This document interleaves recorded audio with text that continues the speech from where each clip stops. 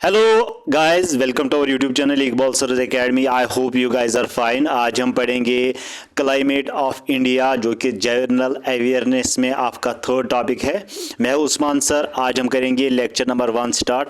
जो भी इन एग्ज़ाम्स के लिए तैयारी कर रहे हैं, VLW फाइनेंस, अकाउंट असिस्टेंट, पटवारी, नायब तहसीलदार एंड जो भी आपके आने वाली एग्ज़ाम्स है, इन सब के एग्ज़ाम्स के लिए जो भी स्टूडेंट तैयारी कर रहे हैं, तो इनके लिए इंपॉर्टेंट वीडियो रहने वाला है। इसमें मैं आपको कवर कराऊंगा climate of India and crops of India to the point. ठीक है गाइस।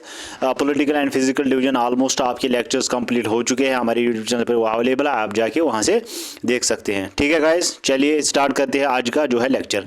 इस लेक्चर की PDF जो हमारे टेलीग्राम चैनल पे आपको मिल जाएगी। टेलीग्राम की लिंक एंड व्हाट्सएप की लिंक जो है इसी वीडियो के डिस्क्रिप्शन में दी हुई है, वहाँ से आप ज्वाइन करके इस PDF को डाउनलोड कर सकते हैं। और पहली बार जो हमारे चैनल पर विजिट कर रहे हैं, चैनल को सब्सक्राइब कर दे एंड नीचे जो बेल आइकन है उसको भी प्रेस कर दे, ताकि जब भी हम कोई नया वीडियो अपलोड करें उसकी नोटिफिकेशन सबसे पहले आप तक पहुंच जाए। So let's start our lecture number first, climate of India. ठीक है गाइज। तो क्लाइमेट ऑफ इंडिया से आप जो है सबसे पहले क्लाइमेट ऑफ इंडिया स्टार्ट करने से पहले कुछ टर्म्स आपको यहाँ पे याद रखनी है, क्योंकि वो याद रखने के का ये मतलब है कि आपको जो है क्लाइमेट फिर अच्छे तरीके से याद रहेगा, आपको ये लेक्चर्स अच्छे तरीके से समझ में आएंगे। ठीक है गाइज। अगर आप वर्ल्ड मैप की तरह देखोगे तो ये जो बीच वाली रेखा है, ये जो बीच वाली लाइन है, इसको कहते हैं इक्वेटर। ये जो बीच वाली लाइन है इसको कहते हैं इक्वेटर। और ये वाली जो है ये है नॉर्थ पोल, ये है साउथ पोल। और एंड जो उसके ऊपर से जो भी लाइनें गुजरती है उनको कहते हैं लैटिट्यूड्स। क्या कहते हैं गाइस? लैटिट्यूड्स। ये 1 डिग्री पे होता है, 2 डिग्री, 3 डिग्री, 4 डिग्री, इसी तरह यहाँ पे 90 डिग्री तक। इसी तरह से नीचे भी आप जो है लैटिट्यूड्स डालते जाएंगे इस तरह से, बिल्कुल नीचे इसी तरह से 90 डिग्री तक। सो ये जो है ये लैटिट्यूड्स है। सबसे ज़्यादा टेम्परेचर जो है गाइस वो इक्वेटर पे होता है। कहाँ पे? इक्वेटर पे सबसे ज़्यादा टेम्परेचर होता है। उसके बाद जितना आप ऊपर को जाओगे उतना जो है टेम्परेचर कम होता जाएगा। इसी तरीके से नीचे भी जितना आप नीचे जाओगे उतना जो है टेम्परेचर कम लो होता जाएगा। सबसे कम जो है टेम्परेचर आपके north pole and south pole पे होता है, जहाँ पे हर साल जो है एनुअली बर्फ बहुत ज़्यादा पड़ती है। ठीक है गाइस। तो इंडिया कहाँ पे अब लाई करता है? इंडिया करता है यहाँ पे लाई, यानी कि जो है नॉर्दर्न हेमिस्फीयर में, क्योंकि नॉर्थ ऊपर है एंड साउथ नीचे है। ये इक्वेटर है। इक्वेटर से बिल्कुल अगर आप ऊपर की तरह देखोगे यहाँ पर, तो यहाँ पे इंडिया लाई करता है। अब जो है नॉर्थ एंड इसका साउथ हो गया यहाँ पे। तो जितना आप ऊपर को जाओगे उतना जो है टेम्परेचर कम चला जाएगा। क्या होता है? कम होता जाएगा। ठीक है। सबसे ज़्यादा जो टेम्परेचर है वो इन इस इक्वेटर जो अफ्रीकन कंट्रीज है, ज़्यादातर साउथ अमेरिका में जो कंट्री साउथ अमेरिका की जो है यहाँ पे आप देख सकते हैं सबसे ज़्यादा टेम्परेचर वहाँ पे होगा। अफ्रीकन कंट्रीज़ में सबसे ज़्यादा जो है ये जो है इक्वेटर पे जो भी कंट्रीज़ होंगे वहाँ पे टेम्परेचर बहुत ज़्यादा होगा। बिल्कुल जितना ऊपर को चलोगे उतना कम कम होता चला जाएगा। ठीक है। सबसे कम हो कहाँ पे होता है? North pole and south pole में। ठीक है गाइस। चलिए आगे चलते हैं। यहाँ तक आपको समझ आए कुछ मैंने आपको बताना था ओवरव्यू। चलिए हम देखते हैं आज हमें क्या पढ़ना है। सो क्लाइमेट ऑफ इंडिया। तो क्लाइमेट को सबसे पहले आपको इस तरह याद रखना है, क्लाइमेट किसे कहते हैं। अगर हम बात करेंगे एक दिन की या 2 दिन की या एक हफ्ते की, या अगर हम एक मंथ की भी बात करेंगे कि किस तरह से जो है ह्यूमिडिटी क्या रही, कितना टेम्परेचर रहा, कि कितना जो है बर्फ़ पड़ी, कितना रेनफॉल हुआ, उसको कहते हैं हम गाइस वेदर।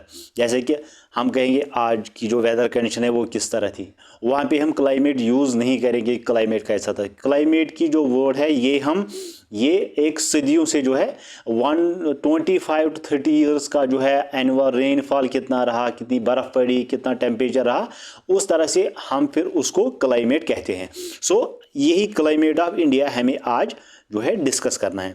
सबसे पहला पॉइंट जो है यहाँ पे मैंने आपको पहले ही कहा, India is near to the equator. India जो है बिल्कुल इक्वेटर के बिल्कुल नज़दीक है, बिल्कुल नियर है। एंड इसकी जो पोजीशन है वो है इंडियन ओशन के बिल्कुल हेड में।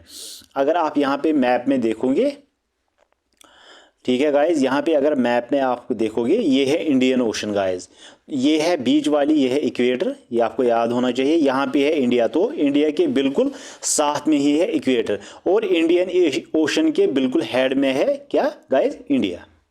ठीक है गाइज, आई होप यहाँ तक आपको समझ आया होगा।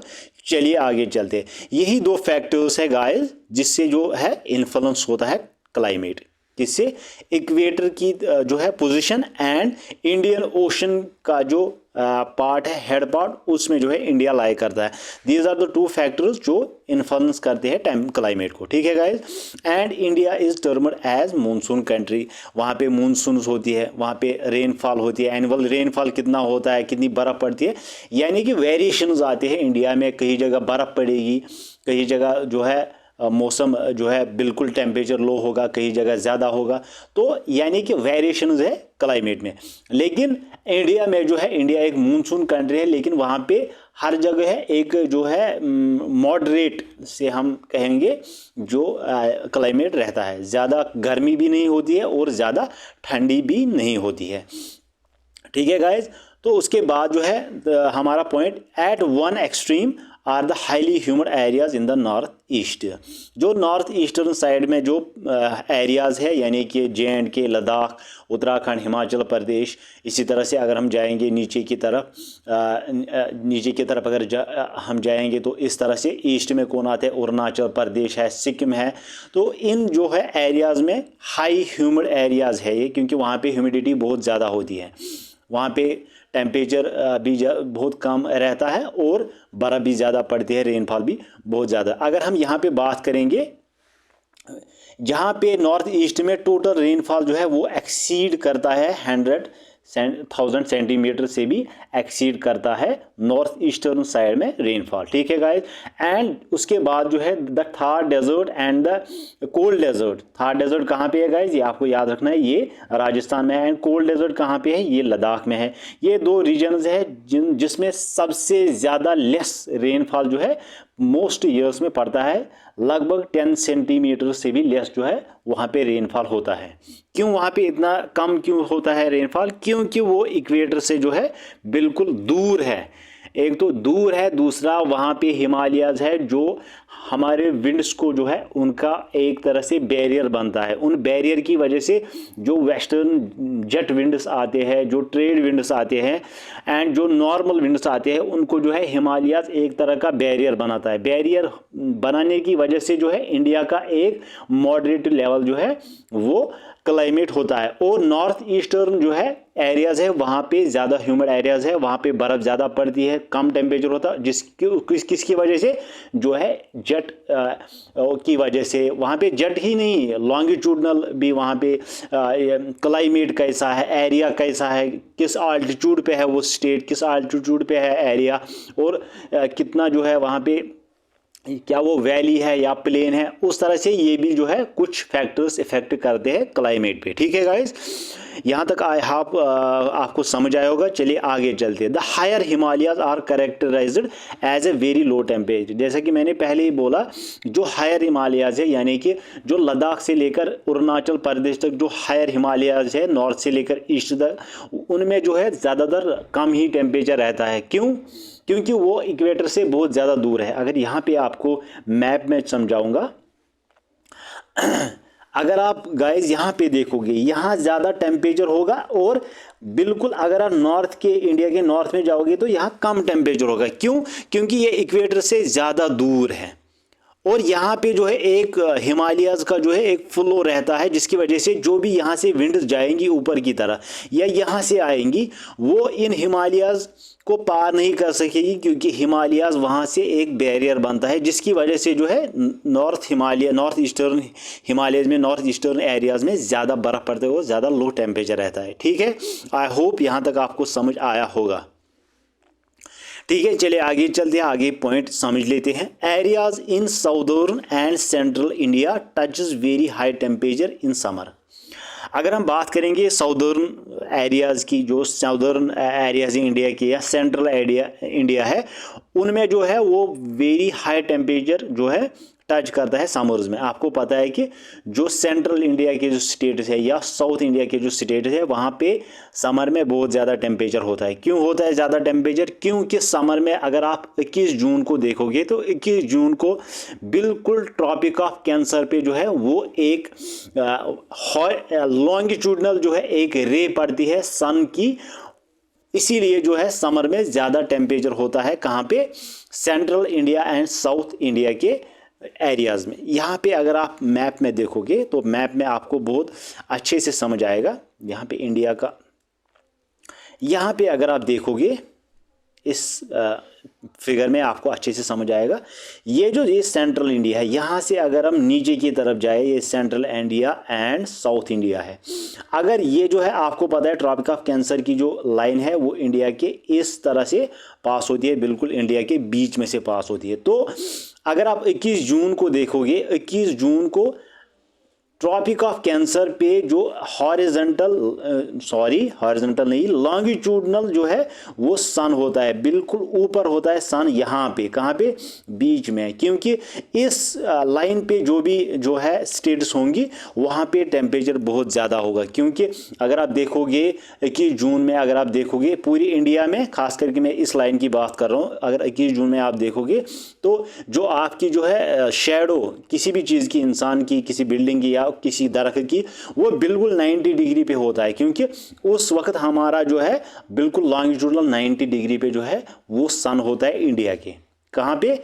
21 जून को ट्रॉपिक ऑफ कैंसर पे ज़्यादा उस वक्त जो है टेम्परेचर रहता है। और जो ये साउदर्न स्टेट्स है ये इक्वेटर के, एक तो इक्वेटर के बिल्कुल नज़दीक है, इक्वेटर के नज़दीक जो भी जगह होगा, जो भी एरिया होगा वहाँ पे टेम्परेचर ऑटोमेटिकली हाई होगा। ठीक है गाइज, आई होप यहाँ तक आपको समझ आया होगा। ठीक है, चलिए आगे चलते हैं, कुछ और पॉइंट्स देख लेते हैं यहाँ पे। अब यहाँ पे जो है that climate is determined by latitude of place. ऐसे भी डिटरमाइन होता है कि किस लैटिट्यूड पे प्लेस है। यानी कि अगर आप देखोगे जम्मू कश्मीर, लद्दाख, हिमाचल प्रदेश, अरुणाचल प्रदेश, उत्तराखंड, ये थोड़े से ये एरिया जो है ये हाई आल्टीट्यूड पे है, हाई लैटिट्यूड पे है। उस तरीके से वहाँ जो टेम्परेचर है उस तरीके से भी डिटरमाइन होता है। उसके बाद अगर हम बात करेंगे द ट्रॉपिक ऑफ कैंसर, जो ट्रॉपिक ऑफ कैंसर है गाइज वो इंडिया को करता है 2 हिस्सों में तकसीम। मैंने आपको पहले ही फिगर में समझाया। The temperature half in the north, जो टेम्परेचर हाफ रहता है वो नॉर्थ में होता है, एंड ट्रॉपिकल हाफ कहाँ पे होता है? साउथ में। इसीलिए साउथ में ज़्यादा गर्मी होती है और नॉर्थ में कम होती है। ठीक है गाइज, चलिए आगे चलते हैं। Himalayas play an important role in climate acting as a meteorological barrier. ठीक है गाइज, जो हिमालयाज है, जब विंड्स जाएंगी यहाँ से, चाहे सी विंड्स जाएंगी, जेट विंड्स जाएंगी या नॉर्मल विंड्स जाएंगी, वो जो है हिमालयाज को टच करेंगी। हिमालयाज तो बहुत बड़े बड़े माउंटेन्स है, बहुत बड़े बड़े रेंजेस है, वहाँ पे एक ये एक्टिंग करता है एक मेट्रोलॉजिकल बैरियर। क्या करता है? मेट्रोलॉजिकल बैरियर, एक बैरियर सा बनता है वहाँ पे। वो क्या करता है फिर? वो मेंटेन करते हैं high temperature uniformly through out the year. Uniformly एक टेम्परेचर रहता है, 30 डिग्री का टेम्परेचर, 25, जैसा कि आपको पता है कि जो सेंट्रल इंडिया या अगर हम साउथ इंडिया की बात करेंगे तो जो है वहाँ पे अगर आप देखोगे तो समर में जो है टेम्परेचर किस तरह रहता है वो आपको पता ही है, 35 से 40। रात में भी जो है, नाइट में भी आपको पता है कि ज़्यादातर 5 कम होता है। अगर दिन में 40 होगा या दिन में 30 होगा तो रात को 35 होगा, अगर दिन में 40 होगा तो रात को 35 होगा। सिर्फ 5 जो है डिग्री की डिफरेंस रहती है। वो एक यूनिफॉर्मली टेम्परेचर बनाता है पूरे ईयर में, जो है किसका? साउथ इंडिया और सेंट्रल इंडिया का। लेकिन नॉर्थ इंडिया की बात नहीं कर रहा हूँ, क्योंकि नॉर्थ इंडिया में जो है एक तो हाई आल्टीट्यूड पे है, वो हाई लैटिट्यूड पे है, और दूसरा ट्रॉपिक ऑफ इक्वेटर के बिल्कुल जो है बहुत ज़्यादा दूर है। और वहाँ पे जो है हिमालयस भी है, जो विंड्स आते हैं वो उनको बैरियर करता है। बैरियर होने की वजह से जो है विंड्स जो है वापस चले जाते हैं, जिसकी वजह से जो है नॉर्थ ईस्टर्न में ज़्यादातर सर्दी ही रहती है। लेकिन समर में वहाँ पे भी गर्मी होती है थोड़ी बहुत, लेकिन जो है विंटर्स में ज़्यादा बर्फ़ होती है, ज़्यादा रेनफॉल होता है। ठीक है गाइस, आई होप यहाँ तक आपको समझ आया होगा। उसके बाद अगर हम बात करेंगे, ये एक ब्लॉक सा बनता है साउथ वेस्ट मूनसून का।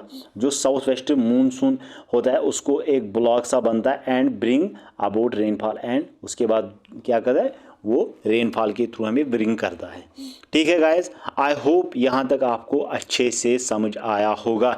ये थोड़ा सा क्लाइमेट ऑफ इंडिया का थोड़ा सा इंट्रोडक्टिव पार्ट ये हम यहाँ पे कवर किया है मैंने, क्योंकि तो आपको पता मैप आपको याद होना चाहिए, क्योंकि मैप अगर आपको अच्छे तरीके से याद होगा उस तरीके से आपको पता चलेगा कि कहाँ पे टेम्परेचर ज़्यादा रहता है, किस तरह टेम्परेचर, किस रीजन में कितना टेम्परेचर रहता है, साउथ इंडिया में किस तरह टेम्परेचर रहता है, रेनफॉल कितना हुआ थ्रू आउट द ईयर, और ज़्यादातर कहाँ पे रेनफॉल होता है, कहाँ पे कम होता है। तो आपको मैप सबसे पहले याद करने होंगे। ठीक है गाइस, वर्ल्ड मैप भी आपको याद होने चाहिए एंड जो मैप ऑफ इंडिया है वो भी आपको अच्छे तरीके से याद होना चाहिए, तभी आपको ये क्लाइमेट ऑफ इंडिया समझ में आएगा। वैसे अगर आप ऐसे ही देखोगे तो ये बिल्कुल आपके ऊपर से गुजरेगा, बाउंसर बॉल हो जाएगी। आई होप आपको ये अच्छे से समझ आएगा, क्योंकि मैं टू द पॉइंट पढ़ाता हूँ, आपको ये पता ही है, और मैं आपको ऐसे ऐसे पॉइंट पढ़ाता हूँ जो आपको एग्ज़ाम ओरिएंटेड लगे, जो आपको एग्ज़ाम में आए। ठीक है गाइज, आई होप आपको ये समझ आया होगा। अगर आपको कई जगह डाउट लगा तो आप कमेंट सेक्शन में मुझे बोल सकते हैं। वीडियो को लाइक कर दे, शेयर कर दे अपने फ्रेंड्स के साथ। चैनल पर पहली बार आए हो तो चैनल को सब्सक्राइब कर दें। हम मिलते हैं अगले लेक्चर में, अगले वीडियो में। तब तक के लिए thank you and take care.